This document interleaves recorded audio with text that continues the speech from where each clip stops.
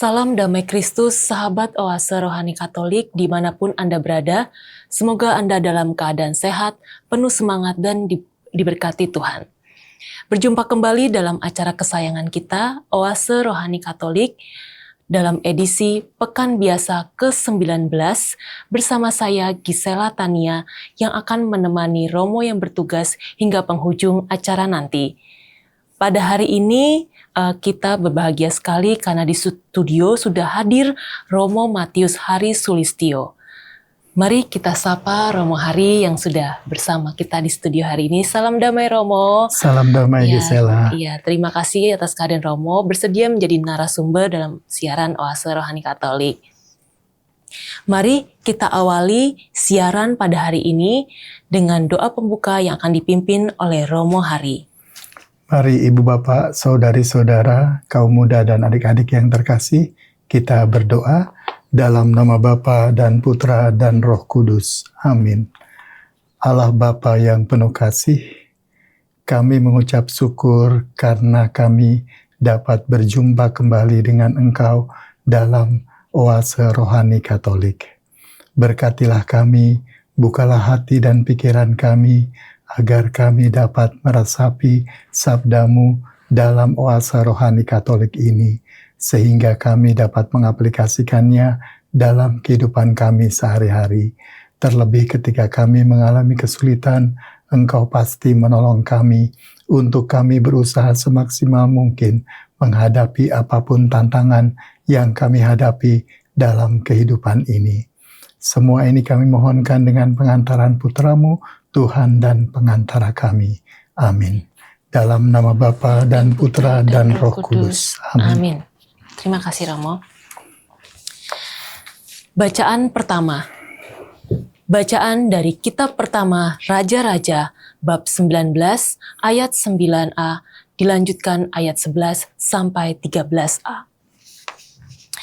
Sekali peristiwa ketika Elia sampai di Gunung Horeb, masuklah ia ke sebuah gua dan bermalam di situ. Maka berfirmanlah Tuhan kepadanya, "Hai Elia, keluarlah, dan berdirilah di atas gunung itu di hadapan Tuhan." Lalu Tuhan lewat. Angin besar dan kuat membelah gunung-gunung dan memecahkan bukit-bukit batu mendahului Tuhan. Namun Tuhan tidak berada di dalam angin itu. Sesudah angin itu datanglah gempa. Namun dalam gempa pun Tuhan tidak ada. Sesudah gempa menyusulah api. Namun Tuhan juga tidak berada dalam api itu. Api disusul bunyi angin sepoi-sepoi basah. Mendengar itu, segeralah Elia menyelubungi wajahnya dengan jubah, lalu keluar dan berdiri di depan pintu gua itu. Demikianlah sabda Tuhan. Syukur kepada Allah. Mari kita tanggapi dengan Mazmur tanggapan. Perlihatkanlah kepada kami kasih setia-Mu ya Tuhan, dan berilah kami keselamatan yang daripadamu. Perlihatkanlah kepada kami kasih setia-Mu ya Tuhan, dan berilah kami keselamatan yang daripadamu. Aku ingin mendengar apa yang hendak difirmankan Tuhan. Bukankah Ia hendak berbicara tentang damai? Sungguh, keselamatan dari Tuhan dekat pada orang-orang takwa, dan kemuliaannya diam di negeri kita. Perlihatkanlah kepada kami kasih setia-Mu ya Tuhan, dan berilah kami keselamatan yang daripadamu. Kasih dan kesetiaan akan bertemu. Keadilan dan damai sejahtera akan berpelukan. Kesetiaan akan tumbuh dari bumi, dan keadilan akan merunduk dari langit. Perlihatkanlah kepada kami kasih setia-Mu ya Tuhan, dan berilah kami keselamatan yang daripadamu. Tuhan sendiri akan memberikan kesejahteraan dan negeri kita akan memberikan hasil. Keadilan akan berjalan di hadapannya, dan damai akan menyusul di belakangnya. Perlihatkanlah kepada kami kasih setiamu ya Tuhan, dan berilah kami keselamatan yang daripadamu. Bacaan kedua. Bacaan dari surat Rasul Paulus kepada jemaat di Roma, bab 9 ayat 1 sampai dengan 5. Saudara-saudara, demi Kristus aku mengatakan kebenaran, aku tidak berdusta. Suara hatiku turut bersaksi dalam Roh Kudus, bahwa aku sangat berduka cita dan selalu bersedih hati. Bahkan, aku rela terkutuk dan terpisah dari Kristus demi saudara-saudaraku, kaum sebangsaku menurut daging. Sebab mereka adalah orang Israel. Mereka telah diangkat menjadi anak Allah, telah menerima kemuliaan dan perjanjian-perjanjian, dan hukum Taurat, ibadat, serta janji-janji. Mereka itu keturunan bapa-bapa leluhur yang menurunkan Mesias sebagai manusia yang mengatasi segala sesuatu. Dialah Allah yang harus dipuji selama-lamanya. Amin. Demikianlah sabda Tuhan. Syukur kepada Allah. Mari kita simak Injil suci menurut Matius yang akan diawali dengan bait pengantar Injil. Haleluya, haleluya. Haleluya, haleluya. Aku menanti-nantikan Tuhan dan mengharapkan firman-Nya. Haleluya, haleluya. Tuhan bersamamu. Dan bersama rohmu. Inilah Injil suci menurut Matius. Dimuliakanlah Tuhan.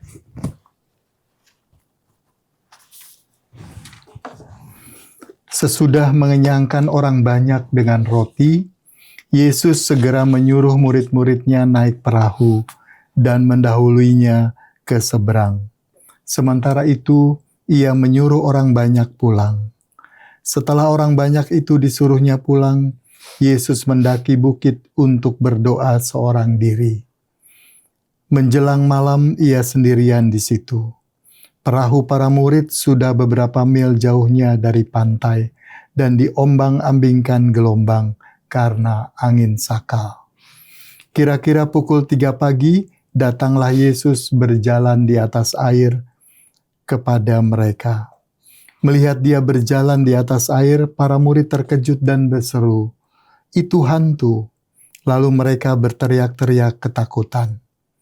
Tetapi Yesus segera menyapa mereka, katanya, "Tenanglah, inilah aku, jangan takut." Lalu Petrus berkata, "Tuhan, jika benar Tuhan sendiri, suruhlah aku datang kepadamu dengan berjalan di atas air." Kata Yesus, "Datanglah." Lalu Petrus turun dari perahu dan berjalan di atas air mendekati Yesus. Tetapi ketika dirasakannya tiupan angin, Petrus menjadi takut dan mulai tenggelam. Lalu ia berteriak, "Tuhan, tolonglah aku." Segera Yesus mengulurkan tangannya, memegang Petrus dan berkata, "Hai orang yang kurang percaya, mengapa engkau bimbang?" Keduanya lalu naik ke perahu dan angin pun reda. Orang-orang yang ada di perahu menyembah dia, katanya, "Sesungguhnya engkau putra Allah." Demikianlah sabda Tuhan. Terpujilah Kristus. Sahabat Oase Rohani Katolik, setelah kita simak bacaan pertama dan kedua pada hari ini, sekarang mari kita simak permenungan yang akan dibawakan oleh Romo Hari untuk kita semua. Romo, dari bacaan-bacaan hari ini, permenungan dan pesan-pesan apa yang mau disampaikan? Iya, bacaan pertama dari kitab pertama Raja-Raja bercerita tentang Nabi Elia di Gunung Horeb saat Tuhan menyatakan dirinya melalui banyak hal. Tetapi Allah hadir justru melalui bunyi angin sepoi-sepoi basah. Hal yang sangat biasa. Tetapi sebelumnya ada angin besar dan kuat yang membelah gunung-gunung dan memecahkan bukit-bukit untuk mendahului Tuhan. Tetapi Tuhan tidak ada di sana. Bahkan kemudian ada juga angin yang datang setelah gempa yang luar biasa. Tetapi angin juga tidak ada, tetapi Tuhan tidak ada di sana. Tetapi kemudian ada angin yang sepoi-sepoi basah. Dan di sanalah Tuhan hadir. Sehingga Elia kemudian menyelubungi wajahnya dengan jubah dan keluar berdiri di depan pintu gua itu. Ini menyatakan bahwa Allah tidak selalu hadir dalam situasi yang hebat atau hal-hal yang menggemparkan. Tetapi justru Allah hadir dalam hal-hal yang sederhana, yang biasa-biasa aja, yang membuat kita seringkali tidak menyadarinya. Tetapi disitulah Allah hadir dalam kehidupan kita. Allah yang sungguh luar biasa besarnya, tetapi menampakkan diri dalam hal-hal yang sederhana. Hal-hal yang tidak membuat kita menjadi gempar. Tetapi justru hal yang sangat biasa Allah hadir di sana. Tetapi seringkali kita memperkirakan bahwa Allah itu hadir dengan situasi yang sangat hebat.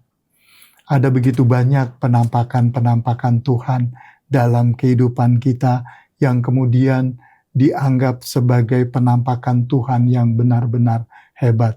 Dan itu mengundang banyak orang hadir di sana.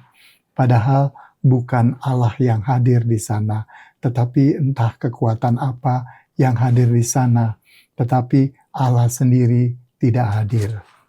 Maka mari kita lebih peka terhadap situasi hidup kita, sehingga kita bisa merasakan kehadiran Tuhan sekalipun dalam kehidupan yang sangat sederhana di dalam hidup kita.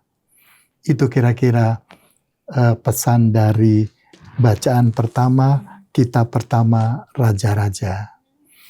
Dan bacaan yang kedua dari Roma 9 ayat 1 sampai 5, ini adalah Rasul Paulus yang menyatakan kesedihannya yang sangat mendalam atas penolakan bangsanya, orang-orang Israel, terhadap Yesus Kristus.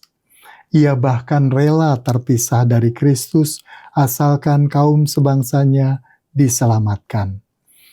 Teks ini juga menyoroti hak istimewa Israel dan menegaskan keilahian Kristus sebagai Mesias.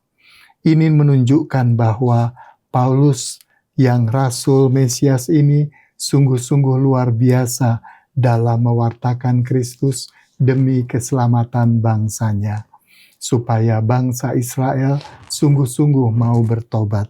Tetapi ternyata bangsa Israel selalu menolak Mesias, yakni Yesus Kristus yang hadir di tengah-tengah mereka. Mereka tidak ingin ada kehadiran Yesus Kristus. Selain ditolak, bahkan kemudian Yesus difitnah dan akhirnya mati sengsara di kayu salib karena orang-orang Israel. Itu yang dinyatakan dalam Roma 9 ayat 1 sampai 5. Kita dipanggil juga untuk seperti Paulus dalam situasi banyak orang yang mungkin menolak Kristus. Kita tidak akan gentar untuk menghadapi orang-orang ini. Kita tetap mewartakan Injil Tuhan, karena Injil Tuhan adalah sukacita sejati untuk setiap orang. Maka kita dipanggil seperti Paulus menjadi saksi Injil Kristus di tengah banyak orang yang mungkin menolak Kristus. Maka kita diajak untuk terus menghadirkan Yesus di tengah-tengah kehidupan kita. Itu panggilan kita yang harus kita laksanakan dalam kehidupan kita sebagai orang yang beriman dan percaya kepada Kristus. Ya. Itu bacaan pertama dan kedua. Ya, oke Romo, dari permenungan yang sudah disampaikan oleh Romo mengenai bacaan pertama ya, bahwa Allah itu tidak selalu hadir di hal-hal yang menggemparkan, Betul. yang pokoknya bikin heboh gitu ya, tapi Dia hadir dalam hal kesederhanaan gitu ya, Betul. dalam kehidupan kita sehari-hari. Itu misalnya contohnya seperti apa tuh Romo? Kalau misalnya Tuhan Yesus hadir dalam hal-hal sederhana di kehidupan kita. Iya, dalam kehidupan kita kan juga setiap harinya kita sederhana kan, bangun tidur, kemudian mandi, dan lantas mungkin pergi sesuai dengan aktivitas kita masing-masing. Nah, kita perlu menyadari bahwa ketika kita bangun tidur pun harusnya kita bersyukur, karena kita sadar bahwa di situ Allah hadir dalam kehidupan kita. Jadi nggak harus menunggu hal-hal hebat, tapi ketika bangun tidur pun sadarlah bahwa Allah hadir, dan Allah sendirilah yang membangunkan kita untuk sadar dari tidur kita. Juga dalam kehidupan aktivitas kita sehari-hari yang seperti biasa, di dalam pekerjaan kita, atau di dalam sekolah kita, atau di mana pun di dalam kehidupan rumah tangga kita sehari-hari.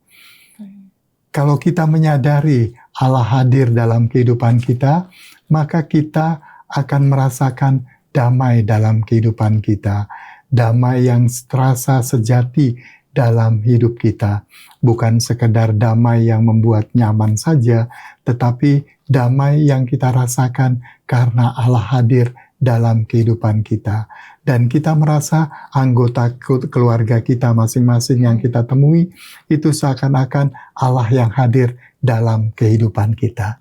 Itu Allah yang hadir, yang biasa dalam hidup kita. Itu. Juga mungkin ketika kita keluar rumah, kita berjumpa dengan tetangga kita, dan kita merasakan bahwa disitulah Allah hadir juga melalui tetangga kita. Bahkan ketika kita berbicara pun dengan tetangga kita, kita menyapanya, itu juga menandakan bahwa Allah hadir dalam kehidupan kita. Itu sesederhana itulah Allah hadir dalam hidup kita. Jadi intinya kita harus bersyukur ya. Bersyukur atas apa yang sudah diberikan Allah kepada kita dalam kehidupan sehari-hari, dalam bertemu dengan orang-orang lain ya. Kita misalnya peka terhadap mereka ada minta pertolongan, kita bantu, itu juga menandakan Kristus juga hadir dalam diri kita juga kan ya Romo ya. Betul. Ya. Jadi bisa lewat orang lain, bisa juga kita menolong mereka, itu sudah menandakan Kristus juga ada bersama kita, rohnya memimpin kita, gitu ya Romo. Betul, betul. Jadi senantiasalah bersyukur bahwa Allah selalu hadir dalam kehidupan kita ketika kita senantiasa menyadarinya dimanapun kita berada. Itu. Kalau mengenai bacaan kedua Romo, yang Paulus itu ya, Paulus kan orangnya kalau kita lihat di surat-suratnya dia begitu gentar mewartakan sabda Tuhan dimanapun dia berada, mau di Efesus, mau di kota-kota lain gitu ya, termasuk di Roma. Nah, kebetulan di Roma ini dia itu menyoroti sikap bangsa Israel yang tadi Romo sempat bilang, bangsa Israel yang udah diberi anugerah dari Tuhan, kekayaan, kelimpahan gitu ya, tapi ternyata mereka berbalik melawan Tuhan, mereka tidak mau bertobat gitu kan. Nah, sebenarnya dalam hal ini bagaimana perasaan Paulus itu sendiri terhadap orang-orang yang belum bisa menerima Kristus? Iya, tadi kan sudah dikatakan dalam bacaan ini, Paulus mengatakan bahwa ia sangat berduka cita dan selalu bersedih hati karena melihat orang-orang Israel yang padahal sudah dipilih sebagai bangsa terpilih oleh Allah, tetapi justru menolak Allah. Ini yang membuat Paulus menjadi sangat berduka cita dan bersedih hati karena bangsanya tidak seperti umat pilihan Allah, tetapi justru menolak Allah. Itu sikap Paulus yang sungguh luar biasa. Dia senantiasa membela Allah, sekalipun dulunya dia menentang Allah, bahkan kemudian membunuh orang-orang pengikut Kristus, betul. Tetapi sesudah dia bertobat dan akhirnya dia bersaksi tentang Allah dan sangat membela Allah. Begitu. Misalnya dalam kehidupan kita sehari-hari ya Romo ya, kita kan ada menemui orang-orang yang tidak percaya akan Tuhan. Misalnya dia ateis atau apa gitu ya. Dia istilahnya tidak berdoa, tidak mempercayai Kristus, misalnya Tuhan itu hadir. Tapi misalnya dia melakukan perbuatan baik gitu dalam hidupnya. Apakah itu sama saja dengan kita merasakan kehadiran Kristus dalam diri dia walaupun dia nggak percaya, atau bagaimana Romo? Banyak cara Allah hadir dalam kehidupan kita. Bahkan bisa jadi Allah hadir juga pada orang-orang yang mungkin tidak percaya pada Allah. Tetapi Allah hadir dalam diri dia sekalipun dia itu tidak mempercayai Allah dan tidak sadar akan hal itu. Tetapi ini justru yang membuat kita tersentuh untuk mengatakan kepada dia bahwa Allah hadir dalam hidupnya, supaya dia bukan hanya baik, tetapi juga percaya kepada Allah. Itu yang penting. Bagaimana kita berjuang untuk menghadirkan Allah dalam kehidupan orang itu, sehingga orang itu kemudian percaya kepada Allah. Itu penting bagi kita. Ini sama seperti Paulus juga, yang selalu berusaha semaksimal mungkin meyakinkan orang lain bahwa Kristus itu adalah Allah yang mau hadir dalam kehidupan mereka. Itu demikian juga dengan kita.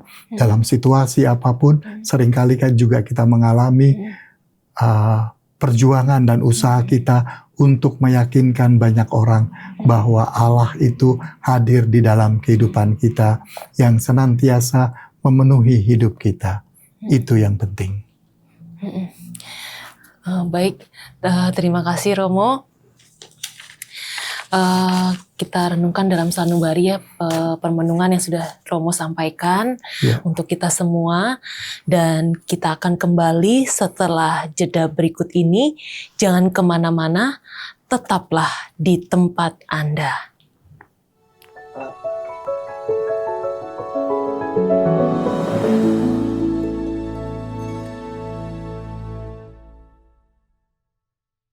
Sahabat Oase Rohani Katolik yang terkasih, terima kasih masih bersama dengan kami di acara kesayangan kita, Oase Rohani Katolik. Bagi Anda yang mau menyampaikan saran atau kritik, bisa mengirimkannya pada alamat email kami orkkaj2021@gmail.com, atau dapat mengirimkan ke nomor WhatsApp 0881 025 133 438. Mari kita segera lanjutkan perbincangan pada hari ini. Romo Hari, pada sesi kedua ini, apakah masih ada kaitannya dengan bacaan pertama dan bacaan kedua? Dalam hal ini kita akan membahas tentang Injil. Kira-kira hal apa yang bisa disampaikan? Iya, kita bisa melihat dalam Injil hari ini, Yesus sangat menyadari kehadiran Allah Bapa, sehingga ia selain sibuk beraktivitas dengan melakukan berbagai mukjizat, dia juga mau datang di tempat yang sunyi sendirian untuk berdoa. Dia memiliki hubungan yang sungguh luar biasa dengan Allah Bapa, sehingga ia terus berdoa seorang diri, dan murid-muridnya disuruh untuk naik perahu, untuk juga orang-orang yang mengikuti dia diminta untuk pulang. Dan ketika hari menjelang pagi itu ya, jam 3, dia kemudian menyusul murid-muridnya. Dia berjalan di atas air, dan sehingga murid-muridnya kagetnya luar biasa karena mereka tidak pernah melihat ada orang berjalan di atas air. Maka mereka berteriak-teriak menganggap Yesus itu adalah hantu. Tetapi Yesus langsung mengatakan, "Tenanglah, inilah aku, jangan takut." Saya yakin betapa takutnya para murid melihat Yesus berjalan di atas air itu. Dan kemudian ketika Yesus mengatakan jangan takut, inilah aku, maka kemudian Petrus pun juga meminta Yesus supaya ia bisa menyusul berjalan di atas air. Namun Petrus sempat tenggelam karena ia takut dengan angin sakal, sehingga ia tenggelam. Tetapi Yesus mengangkat dia dan menyelamatkan dia dengan mengatakan, "Hai orang yang kurang percaya, mengapa engkau bimbang?" Maka Petrus pun ditolong oleh Yesus. Petrus yang mulai tenggelam, ini menandakan bahwa dia orang yang kurang percaya. Padahal Petrus itu murid yang sangat diandalkan oleh Yesus. Tapi ternyata besarnya ombak membuat dia menjadi tidak percaya. Dia malah dikuasai oleh ketakutan saat menghadapi masalah. Kadangkala kita juga mengalami situasi seperti Petrus, takut terhadap masalah-masalah yang ada dalam kehidupan kita, sehingga kita seakan-akan tidak percaya akan kuasa Tuhan yang sungguh luar biasa, yang pasti akan menolong kita ketika kita mengalami kesulitan. Yang penting kita percaya akan Allah yang hadir dalam kehidupan kita. Dia pasti akan membantu kita. Kalaupun dia tidak menenangkan badai yang ada dalam kehidupan kita, tetapi kita bisa menjadi kuat karena kita jalan bersama Allah, menghadapinya bersama Allah, sehingga kita bisa kuat menghadapi apapun tantangan yang ada dalam kehidupan kita. Dan peristiwa Yesus berjalan di atas air ini, kemudian Yesus bergabung di dalam perahu, dan akhirnya badai itu pun reda, dan Yesus kemudian disembah oleh para muridnya, dan muridnya mengakui bahwa dialah anak Allah. Kita diharapkan tidak seperti murid-muridnya ini yang baru mengakui Yesus ketika mereka melihat bagaimana upaya Yesus supaya mereka percaya. Tetapi kita yang terpenting adalah ketika kita sadar bahwa Allah hadir dalam kehidupan kita dan juga ikut menemani kita ketika kita menghadapi berbagai tantangan, kita percaya dan kita akui bahwa Yesus adalah anak Allah, Tuhan kita yang membantu kita dalam menghadapi berbagai tantangan kita. Semoga kita menjadi semakin kuat karena berjalan bersama Kristus. Iya, dalam hal ini Romo, kan kalau kita bisa lihat gitu ya, murid-murid bersama dengan Yesus dalam sebuah perjalanan kan. Hanya Petrus yang kurang percaya. Dia awalnya dia mau mencoba seperti Yesus, kok dia bisa berjalan di atas air gitu kan. Tapi ternyata yang dia ada takut gitu kan, sempat merasa ketakutan, sempat nggak percaya, malah jadinya mau tenggelam ya. Betul. Terus dia minta Yesus untuk menolong kan. Berarti dalam diri Petrus itu ada keraguan-raguan gitu.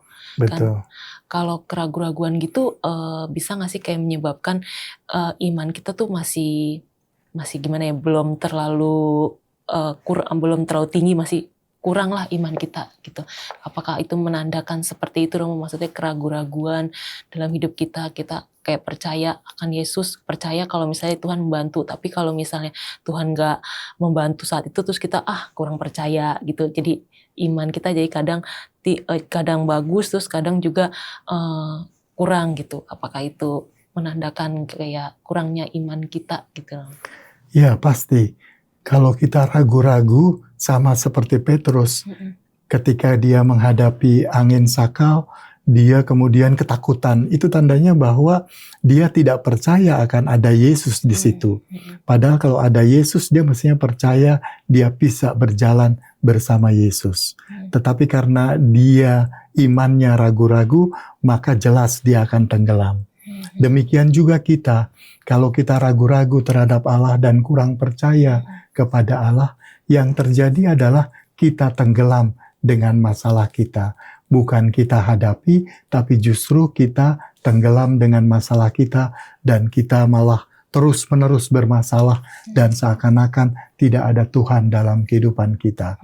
Padahal itu karena kita tidak percaya bahwa Allah berjalan bersama kita.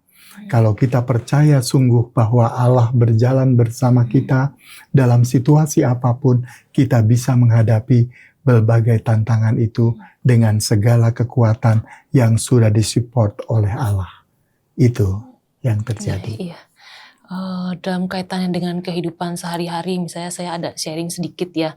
Saya sempat tidak percaya kepada Tuhan Yesus gitu, terutama ketika misalnya waktu itu ibu saya meninggal gitu kan karena sakit gitu. Saya udah berdoa gitu ya, tapi ya Tuhan berkehendak lain. Nah, sempat dalam hati saya sempat agak marah dan kesal pada Tuhan, kenapa harus ibu saya yang meninggal dulu pas saat itu.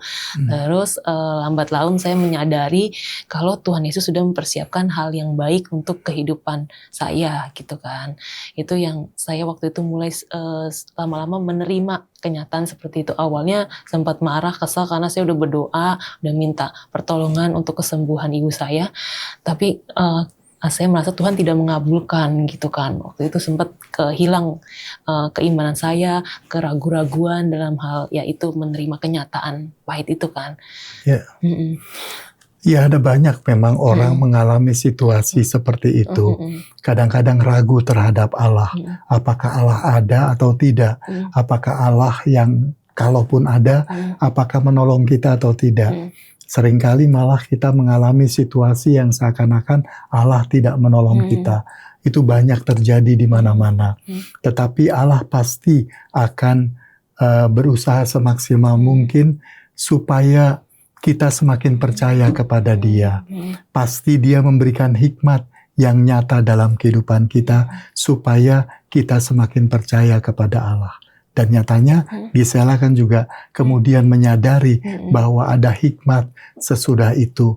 Dan itulah kehadiran Allah yang selalu mestinya kita sadari dalam kehidupan ini. Begitu. Iya. Baiklah Romo, jadi secara garis besar dalam permenungan hari ini ya, kita dalam menghadapi masalah atau tantangan, kita harus percaya dulu akan kehadiran Allah dalam hidup kita sehingga kita mampu, kita tegar dan kuat dalam menghadapi tantangan dan permasalahan itu. Intinya kita nggak boleh ragu dulu di depan, tapi kita percaya dulu di depan, dan kepercayaan itu kan menumbuhkan iman kita jadi tegar, kuat dalam menghadapi masalah tersebut. Benar kan Romo ya? Betul, itu yang terpenting. Sekali lagi yang tadi seperti bacaan pertama, bahwa Allah hadir dalam situasi yang sangat biasa dalam kehidupan kita.